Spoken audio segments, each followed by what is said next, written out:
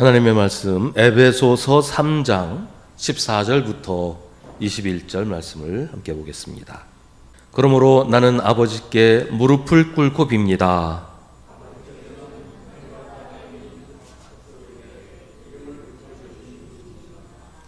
아버지께서 그분의 영광의 풍성하심을 따라 그분의 성령을 통하여 여러분의 속사람을 능력으로 강건하게 하여 주시고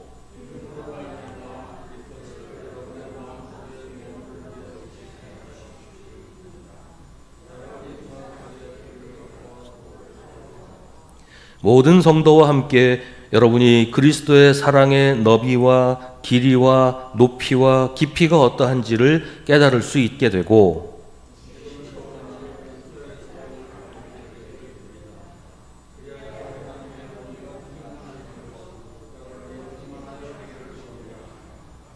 우리 가운데서 일하시는 능력을 따라 우리가 구하거나 생각하는 것 이상으로 더욱 넘치게 주실 수 있는 분에게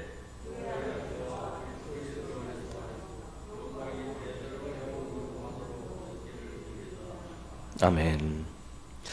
오늘 말씀은 바울의 기도입니다. 오늘 말씀은 14절부터 21절까지인데요. 이것도 14절부터 19절까지가 하나의 문장으로 되어 있는 그런 기도문이고 20절과 21절이 또 하나의 문장으로 되어 있는, 그러니까 오늘 말씀 전체로 딱 두 개의 문장으로 되어 있는 그런 문장입니다. 그러니까 이게 성경을 번역하는 게 참 쉽지 않다고 하는 게 이렇게 길게 하나의 문장으로 되어 있기 때문에 어디서 끊어야 되고 어디서 연결해야 되느냐 이거에 따라서 의미가 달라질 수 있거든요. 그러니까 그걸 잘 구분해서 번역을 한다고 하는 게 참 쉽지가 않지요. 근데 그 성경 번역하는 분들이 정말 그 애를 많이 써서 이렇게 번역을 하는데 저는 우리 세번역 성경도 그렇고 요새 이렇게 말투라고 할까요? 이게 굉장히 좀 잘못되었다라고 생각하는, 좀 고쳤으면 좋겠다라고 생각하는 부분이 오늘 여기서도 나오는데 16절에 보시면 아버지께서 그분의 영광의 풍성하심을 따라 그분의 성령을 통하여 이런 식으로 하나님을 자꾸 그분 이렇게 부른단 말이에요. 이게 영어식으로, 영어는 이제 대명사, 인칭 대명사를 많이 쓰는데 사실 이게 우리식의 표현은 아니거든요. 아버지께서 아버지의 영광의 풍성하심을 따라 아버지의 성령을 통하여 뭐 이렇게 번역을 하는 게 훨씬 의미가 분명하게 전달이 되는데 자꾸 하나님을 그분이라고 부르면 사실 그만큼 좀 거리가 느껴지고 하나님을 우리와 좀 다른 타자로 이렇게 느껴지게 만드는 이런 효과가 이제 언어상으로 그런 효과들이 있단 말이죠. 이번은 이런 부분은 좀 우리말 어법에 맞게 번역을 좀 했으면 좋겠다 그런 생각을 많이 합니다. 지금 가장 최근에 번역된 성경이 하나 있어요. 새 한글 성경이라는 책인데요. 뭐 번역 잘 됐다고 뭐 여러 사람들이 얘기해서 저도 지금 그 성경을 계속 읽고 있는 중인데 저는 이 성경도 대단히 문제가 많은 성경이라고 생각하는 게 번역은 잘했어요. 그 의미도 분명하게 전달을 하고 번역은 잘했는데 한국어 어법에 맞지 않아요. 완전히 이건 어느 나라 말인지 모르는 문장으로 번역을 해놨어요. 뭐 한번 기회가 되면 좀 보면 좋은데요. 번역은 그 내용을 번역하는 번역은 참 잘된 번역인데 우리나라 말의 표현이 아니에요.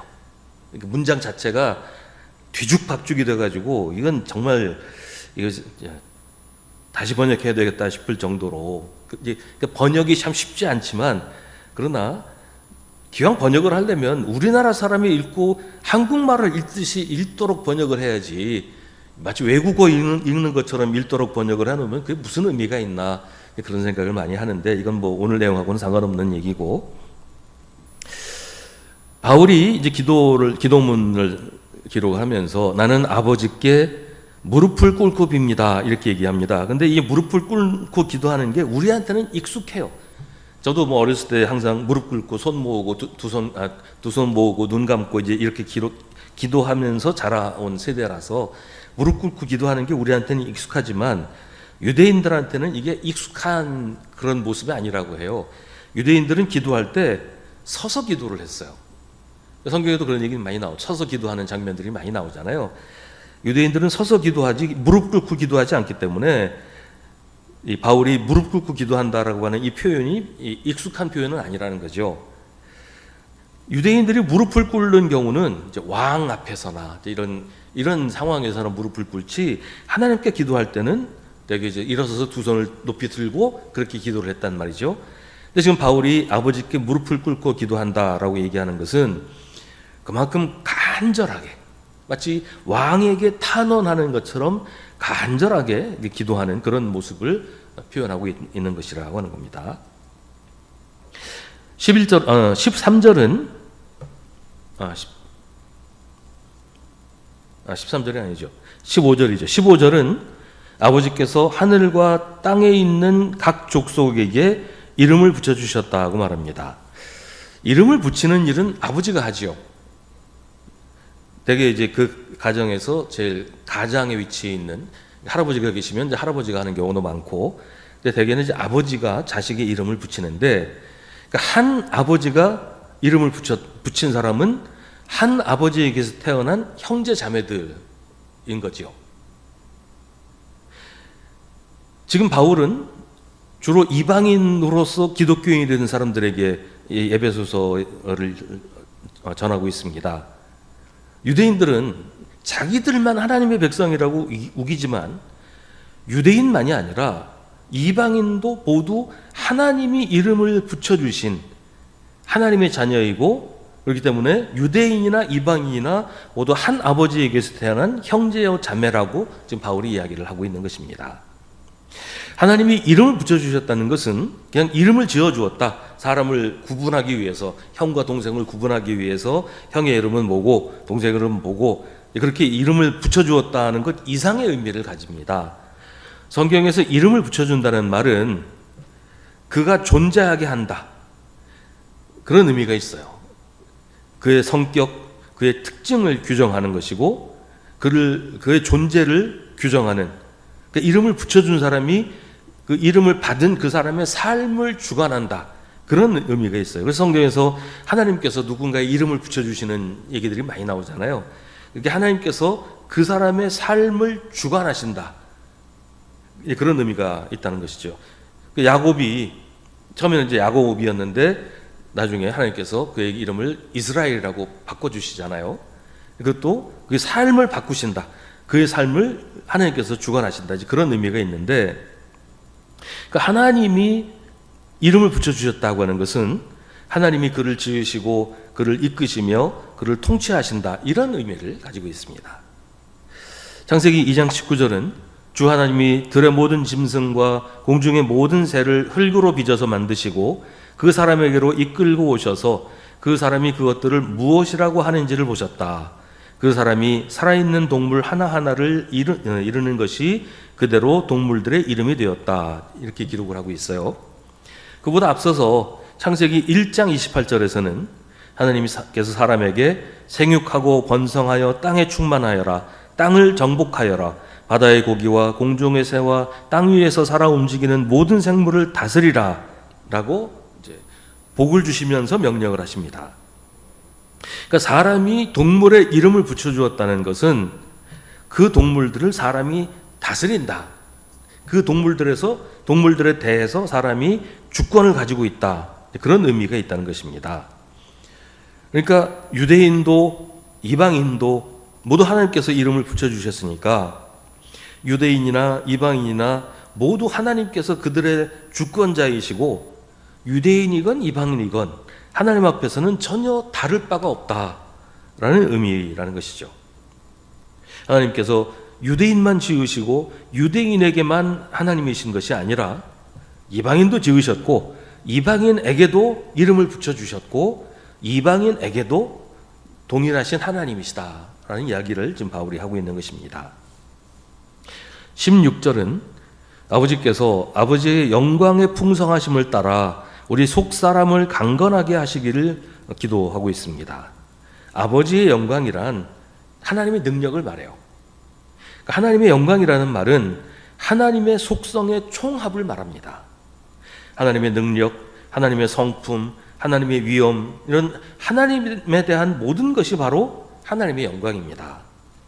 하나님은 존재 자체가 영광스러운 분이시고 하나님의 모든 것이 영광스럽다는 것이죠.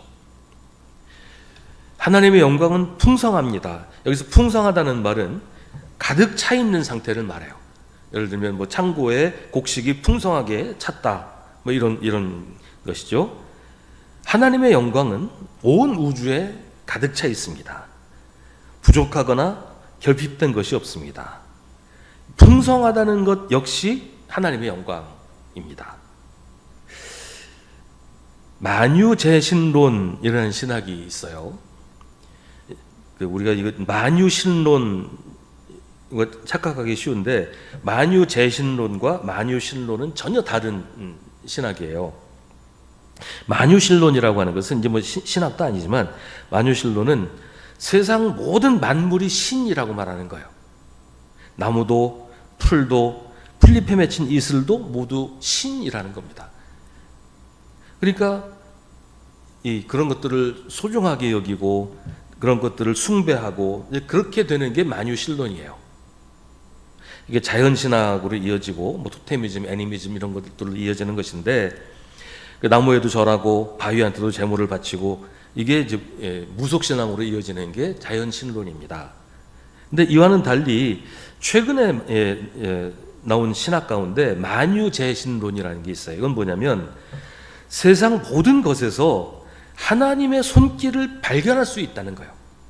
그러니까 세상 모든 게 신이 것이 아니라 세상 모든 것에서 하나님의 손길을 발견할 수 있다. 그러니까 나무가 신이 아니라 나무를 통해서도 하나님의 섭리를 깨닫게 된다는 거예요. 풀잎에 달린 이슬 한 방울에서 신을 보는 게 아니라 하나님께서 자연을 이렇게 아름답게 만드셨구나 라는 것을 깨닫게 된다는 거죠. 온 우주 만물 어디에도 하나님의 손길이 닿지 않는 곳이 없습니다. 뭐 사소하고 별것 아닌 것에도 하나님의 영광이 깃들어 있다는 것이죠. 예수님도 말씀하시잖아요. 까마귀를 생각해 보아라. 까마귀는 씨를 뿌리지도 않고 거두지도 않고 또 그들에게는 곳간이나 창고도 없다. 그러나 하나님께서 그들을 먹여주신다. 그러니까 한 마리 까마귀에도 하나님의 손길이 닿아 있다는 것이죠. 너희는 새보다 훨씬 더 귀하지 않느냐. 백합꽃이 어떻게 자라는지를 생각해 보아라. 수고도 하지 아니하고 길쌈도 하지 않는다. 그러나 내가 너희에게 말한다. 자기의 온갖 영화로 차려입은 솔로몬도 이 꽃 하나만큼 차려입지 못하였다. 믿음이 적은 사람들아, 오늘 들에 있다가 내일 아궁이에 들어갈 풀도 하나님께서 그와 같이 입히시거든 하물며 너희야 더 잘 입히지 않으시겠느냐. 그러니까 하나님의 영광의 풍성하심이 온 우주에, 온 만물에 가득 차 있다라는 이야기입니다. 16절은 계속해서 성령을 통하여 우리 속사람을 능력으로 강건하게 하여 주신다고 말합니다. 하나님은 온 우주 만물을 다스리시지만 특별히 하나님의 백성에게는 성령을 통하여 역사하신다는 것입니다. 하나님의 백성을 특별히 돌보신다라는 것입니다. 아까 예수님 말씀에서도 까마귀도 돌보시고 백합꽃도 돌보시는데 그렇다면 하나님의 백성인 사람을 얼마나 더 귀하게 여기시겠느냐라는 이야기입니다. 근데 여기서 이제 속사람이라는 말이 나오잖아요. 속사람이라고 말을 하면 즉시 겉사람이라는 표현이 떠오르죠. 속사람과 겉사람은 뭐 흔히 말하는 영혼과 육신을 말하는 게 아니에요. 바울이 말하는 겉사람은 겉으로 드러난 그 사람의 특성을 말해요. 그러니까 하나님께서 사람을 외모로 취하지 않으신다고 할 때 그 외모, 그게 겉사람이거든요. 그건 무슨 얘기냐면 인종이나 뭐 민족이나 재산이나 계급이나 이런 겉으로 드러나서 누구나 볼 수 있는 그런 사람의 모습이 겉사람, 외모라는 거예요. 뭐 유대인이냐 이방인이냐 귀족이냐 노예냐 그런 겉모습으로 사람을 판단하지 않으신다. 이게 바울이 말하는 겉사람, 외모라는 말이죠. 하나님께서 속사람을 강건하게 하신다고 할 때 속사람이란 우리의 믿음을 말합니다. 예수 그리스도를 믿는 우리의 마음, 하나님을 향한 우리의 열심, 이런 것들이 우리의 속사람이에요. 인종이나 민족과 상관없이 믿음으로 우리는 하나님의 백성이 되었고 믿음으로 우리는 하나님의 자녀가 되었습니다. 그게 우리의 속사람이라는 것이죠. 우리의 속사람은 뭐 출신이나 소속이나 이런 것과 아무 상관이 없고 오직 믿음으로 규정이 됩니다. 하나님께서 하나님의 영광의 풍성하심을 따라 하나님의 성령을 통하여 우리의 믿음을 강건하게 하십니다. 우리가 잘 믿어야 한다, 믿음이 굳건해야 한다고 말하지만 그건 우리가 하는 일이 아니라 하나님이 우리의 속사람을 강건하게 해주셔서 그렇게 될 수 있다. 우리가 믿음이 든든해지고 믿음이 강건해질 수 있다. 그런 얘기입니다. 그러니 지금 바울이 이야기하고자 하는 것은 사람의 말이나 사람의 주장에 흔들리지 말고 하나님께서 강건하게 하여 주신 우리의 속사람, 우리의 믿음을 굳게 지켜야 된다. 그런 얘기를 하는 거예요. 계속 유대인들이 아무리 예수 믿어도 할례 받아야 된다. 예수 믿는 거 가지고 구원받을 수 없다. 예수 믿어봐야 유대인이 되지 않으면 하나님의 백성이 될 수가 없는데 하나님의 백성이 되지 않으면 하나님 나라 들어갈 수 없다. 계속 그렇게 주장을 하거든요. 그런 겉사람에 매달린 유대인들의 주장에 흔들리지 말고 하나님께서 우리의 속사람을 강건하게 하여 주시니 우리의 믿음을 붙잡고 든든히 서라고 바울이 지금 이야기를 하는 겁니다. 17절 말씀처럼 그리스도가 우리 마음속에 머물러 계시는 것은 오직 믿음으로 말미암는 것입니다. 겉사람 때문이 아니라 속사람 때문이라는 것이죠. 그리스도가 우리 마음속에 머물러 계신다는 말은 뭐 간단한 얘기잖아요. 그리고 뭐 누구나 이해할 수 있는 얘기죠. 근데 그게 그렇게 간단한 일이 아니에요. 한번 생각해 봅시다. 우리 집에 귀한 손님이 오셨어요. 뭐 쉽게 만날 수도 없는 아주 귀한 손님이 우리 집에 와서 우리 집에서 같이 살겠다. 그러면 어떻게 하시겠어요? 이게 간단한 일이 아니잖아요.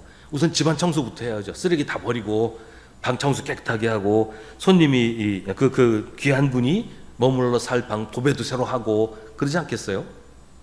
집에서 냄새나면 환기 다 시키고 향수도 좀 뿌리고 그 귀한 손님이 우리 집에 머물러 있도록 하기 위해서 우리가 정말 많은 것을 해야 돼요. 그 중에서도 더러운 거 다 치워버리고 깨끗하게 만드는 일을 해야 되지 않겠냔 말이죠. 뭐 밥도 신경 써야죠. 밥도 뭐 아무 밥이나 하겠어요. 또 귀한 분이 우리 집에 계시는데 거기서 막 험한 말하고 야비한 말하고 이러지 못하잖아요. 식구들끼리 뭐 싸우는 것도 조심스럽고. 예수 그리스도가 우리 마음속에 머물러 계신다. 한번 생각해 보세요. 이게 쉬운 일이 아니라는 거죠. 정말 영광스러운 일이고 정말 자랑스러운 일이지만 우리로서는 굉장히 조심스러운 일일 수밖에 없어요. 예수님이 우리 안에 계시는데 우리가 함부로 살아도 되겠어요? 예수님이 우리 안에 계시는데 우리가 우리 마음속에 계속 더러운 거, 추한 거, 쓰레기 더미를 움켜쥐고 살 수가 있겠냔 말이죠. 예수님이 내 안에 계시는데 내 마음속에 미워하고 증오하는 마음, 다른 사람을 저주하고 흉보고 이런 마음을 가질 수 있겠단 말이에요.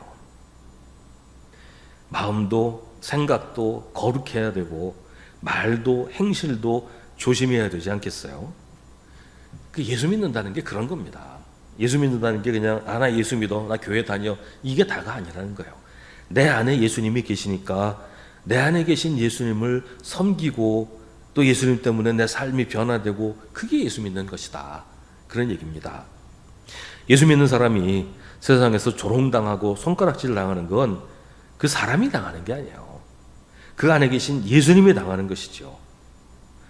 그러니까 나 때문에 예수님이 손가락질 당하고 나 때문에 예수님이 모욕당하고 그건 내가 예수님을 모욕하는 것이고 내가 예수님을 조롱하는 것이란 말이에요.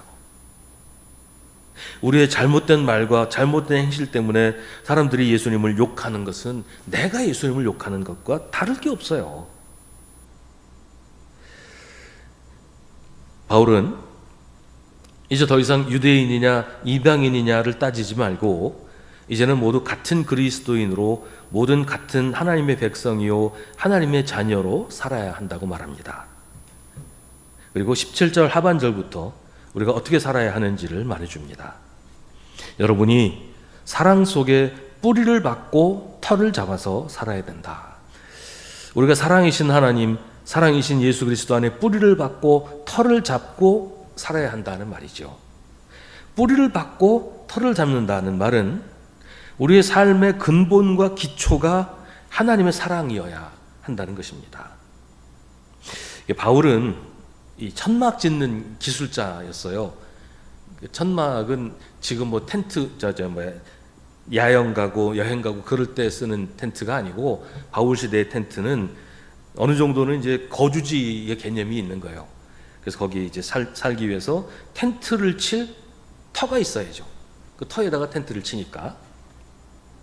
뿌리를 박는다는 것이 농사와 관련이 있죠. 그러니까 뿌리를 받고 털을 잡는다는 것은 그 시대에는 삶에 있어서 가장 기본적이고 가장 필수적인 그런 일들을 말해요. 나무를 어디다 심어서 뿌리를 내리게 하느냐, 천막 칠 때 어디에다 털을 잡아야 하느냐, 이게 굉장히 중요한 일이라는 거죠. 그러니까 그리스도 안에, 하나님의 사랑 안에 뿌리를 받고 털을 잡고 살아야 한다. 우리 삶의 모든 근본과 기초가 하나님의 사랑이어야 한다는 말입니다. 사랑으로 생각하고 사랑으로 말하고 사랑으로 행동해야 한다는 것이죠. 우리가 사랑 속에 뿌리를 받고 털을 잡고 살면 거짓되고 추하고 악한 것은 우리에게 있어서는 안 돼요. 있을 수가 없는 거예요. 그런 얘기 있잖아요. 향을 싼 종이에서는 향내가 나고 생선을 싼 종이에서는 생선 비린내가 난다. 맞는 말이죠. 우리가 사랑 속에 뿌리를 받고 털을 잡고 살면 우리 삶이 사랑으로 살아가는 삶이 됩니다. 사랑이 이끄는 삶이 되고 사랑하며 사는 삶이 돼요. 근데 그건 우리의 말과 행실을 보면 알 수가 있어요. 우리의 삶이, 우리의 말이, 우리의 행실이 사랑으로 사는 삶인지 그렇지 않은지를 보면 우리가 어디에 털을 잡고 뿌리를 내리고 있는지를 알 수가 있어요. 우리가 예수 믿는 사람이라면 우리의 삶이, 우리의 말이, 우리의 행실이 사랑이어야 한다라는 얘기죠. 우리가 사랑 속에 뿌리를 받고 털을 잡으면 그리스도의 사랑의 너비와 길이와 높이와 깊이가 어떠한지를 깨달을 수 있게 됩니다. 이 말은 그리스도의 사랑 속에 뿌리를 받고 털을 잡으면 예수님 사랑이 이만큼이구나, 얼만큼 큰지를 알 수 있게 되는데 그런 말이 아니에요. 그리스도의 사랑의 너비와 길이와 높이와 깊이가 한이 없다, 끝이 없다는 사실을 깨닫게 된다는 말이에요. 몇 미터구나, 어느 정도구나, 이걸 알 수 있는 게 아니라 알 수 없다는 걸 알게 된다는 거예요. 끝을 알 수 없다는 걸 알게 된다는 거죠. 우주의 크기가 얼마나 될까요? 여러분 요새는 뭐 밖에 나가봐야 밤하늘에 별이 거의 보이지 않지만 제가 어렸을 때 이제 하늘을 이렇게 쳐다보면서 별들을 보면서 저 별을 가고 더 가고 더 가고 가면 끝이 어딜까? 끝에 가면 뭐 있을까? 뭐 그런 상상 참 많이 하면서 자랐거든요. 우주의 크기가 얼마나 될까요? 지금까지 밝혀진 바로는 관측 가능한 우주의 크기가 930억 광년이라고 합니다. 930억 광년이라고 하면 빛의 속도로 930억 년을 가야 우리가 관측할 수 있는 우주의 거의 끝에 다다른다는 건데요. 그게 우주의 끝이 아니라는 말이에요. 우리가 관측 가능한 것이 930억 광년인 것이지 우주는 그보다 더 넓다는 것이 이제 과학자들의 이제 주장입니다. 그러니까 우리가 우주의 크기를 알 수가 없는 거라는 거예요. 우주가 얼마나 넓은지 끝이 어딘지를 알 수가 없다는 겁니다. 우주의 너비와 길이와 높이와 깊이는 측량할 수 없다는 것을 우리가 관측 가능한 우주의 크기를 파악하고 나서는 알 수 없다는 걸 알게 되었다, 그런 얘기죠. 이게 그런 겁니다. 우리가 예수 그리스도의 사랑 속에 뿌리를 받고 털을 잡으면 주님의 사랑은 우주보다 더 넓고 길고 높고 깊다는 것을 알게 된다. 그러니까 사랑이 얼마나 큰지 알 수 없다는 것을 알게 된다는 말이에요. 우리가 주님의 사랑을 경험해 본 적이 없으니까 사랑이 얼마나 큰지를 알 수 없는 것과는 완전히 반대로 주님의 사랑을 경험하면 그 사랑이 우리가 측량한다는 게 불가능하다는 것을 깨닫게 된다. 그런 이야기입니다. 19절에 지식을 초월하는 그리스도의 사랑이라는 말도 이제 같은 의미인데요. 이건 좀 의미심장한 표현입니다. 초대교회에서 가장 문제가 되었던 이단이 영지주의라는 거예요. 거룩한 지식이 인간을 구원한다. 이제 이런 믿음입니다. 근데 거기서 말하는 지식이라고 하는 게 공부를 많이 해서 얻는 지식은 물론 아니에요. 영지주의가 말하는 지식이 책을 많이 읽고 학문을 연구해서 얻는 지식은 물론 아닙니다. 근데 결국은 인간의 깨달음으로 구원을 얻게 된다. 이게 영지주의예요. 근데 바울은 그리스도의 사랑은 지식을 초월한다고 말합니다. 그러니까 그리스도의 사랑은 영지주의가 말하는 그런 지식 가지고는 알 수 없는 것이다라는 말이에요. 예수 그리스도는 인간의 깨달음을 넘어서는 분이고 인간이 이해할 수 있는 한계를 초월하시는 분이다. 그런 얘기를 하는 것인데 굳이 여기서 지식을 이야기하는 것은 영지주의의 주장이 헛된 것이다라는 이야기를 강조하기 위해서라고 하는 것입니다. 우리는 예수님을 다 알 수 없어요. 예수님은 우리보다 크시기 때문에 우리 지식이나 깨달음으로는 예수님을 온전히 알 수가 없습니다. 우리는 다만 하나님이 알려주시는 만큼만 알 수 있을 뿐입니다. 그런데도 난 예수님을 다 안다. 하나님에 대해서는 다 알고 있다라고 말하는 건 사실은 하나님을 전혀 모른다는 것을 스스로 인정하는 것에 지나지 않아요. 어리석은 거지요. 우리는 그리스도의 사랑의 너비와 길이와 높이와 깊이를 알 수 없다는 것을 알 수 있을 뿐이에요. 그게 우리가 알 수 있는 그 한계 너머에 있다는 것을 우리가 알 수 있을 뿐이라는 것입니다. 우리가 이렇게 우리의 한계를 깨닫고 인정하면 하나님의 온갖 충만함이 우리 가운데 충만하게 됩니다. 우리가 우리의 한계를 인정한다는 것은 우리의 교만과 우리의 어리석은 생각을 버린다는 말이에요. 내가 잘한다, 나만 옳다 라는 생각을 버리면 그 빈자리에 하나님의 온갖 충만하심이 가득 차게 된다는 것이죠. 바리스타가 아주 좋은 원두로 아주 맛있게 커피를 내렸어요. 그래서 그 커피를 나한테 주려고 하는데 내가 그 커피를 마시려면 잔이 있어야 되잖아요. 근데 내가 가진 잔에 아주 싸구려 아주 맛없는 그것도 다 식어버린 커피가 가득 차 있어요. 그러면 바리스타가 우리에게 그 커피를 주고 싶어도 줄 수가 없잖아요. 내가 커피를 받을 잔이 가득 차 있는데 어디다가 따라 주겠어요. 더군다나 어떻게 해서 따라 준다고 한들 그 아주 싸구려 맛없는 커피에 그 마시는 좋은 커피를 섞어봐야 좋은 커피 맛이 나겠냔 말이에요. 다 식어버린 커피에 뜨거운 커피 타주면 미지근해지겠죠. 그건 맛없는 커피가 될 수밖에 없어요. 그러니까 이도 저도 아닌 아무것도 아닌 그런 게 돼버리고 말죠. 잔을 비워야 가장 좋은 커피를 그 잔에 채울 수가 있단 말이에요. 우리가 우리의 고집과 우리의 욕심과 우리의 자만심을 비워야 하나님의 온갖 충만하심이 우리를 충만하게 채울 수 있습니다.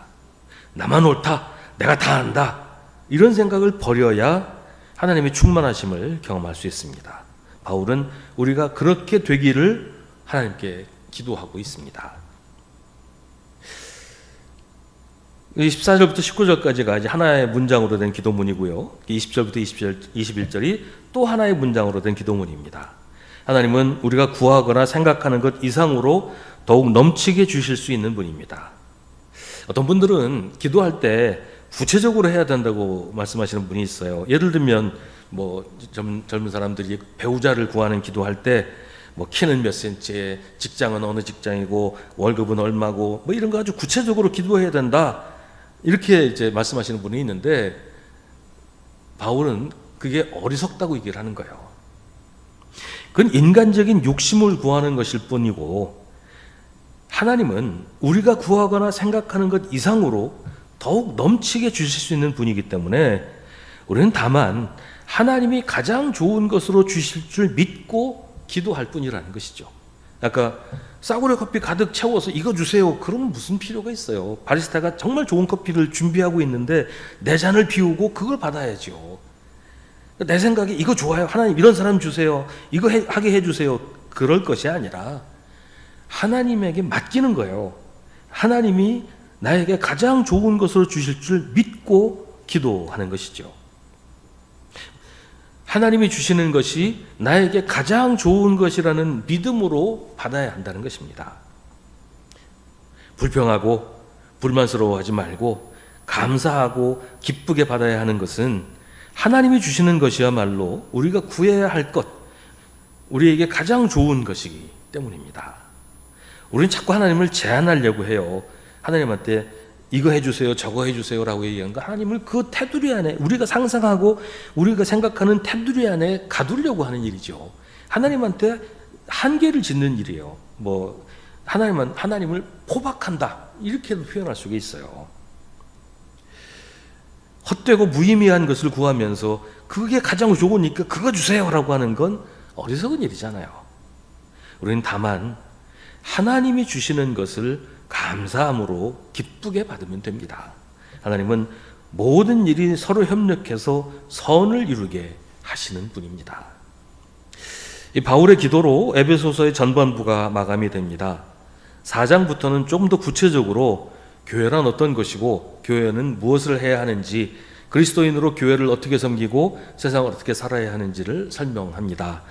대개 이제 바울의 편지들이 그래요. 전반부는 신학적인 설명이고 후반부는 이제 기독교 윤리 또 기독교의 실천에 대한 그런 내용들을 담고 있는데, 에베소서도 3장까지는 이제 신학적인 설명들이 있고 4장부터는 구체적으로 그리스도인이 어떻게 살아야 되느냐를 얘기하는데, 그 부분을 앞으로 계속 읽어가면서 우리가 그리스도의 몸으로 교회를 이루어가기 위해서 해야 되는 일들을 구체적으로 함께 나누게 될 것입니다. 하늘에 계신 우리 아버지, 아버지의 이름을 거룩하게 하시며 아버지의 나라가 오게 하시며 아버지의 뜻이 하늘에서와 같이 땅에서도 이루어지게 하소서. 오늘 우리에게 일용할 양식을 주시고 우리가 우리에게 잘못한 사람을 용서하여 준 것 같이 우리 죄를 용서하여 주시고 우리를 시험에 빠지지 않게 하시고 악에서 구하소서. 나라와 권능과 영광이 영원히 아버지의 것입니다. 아멘.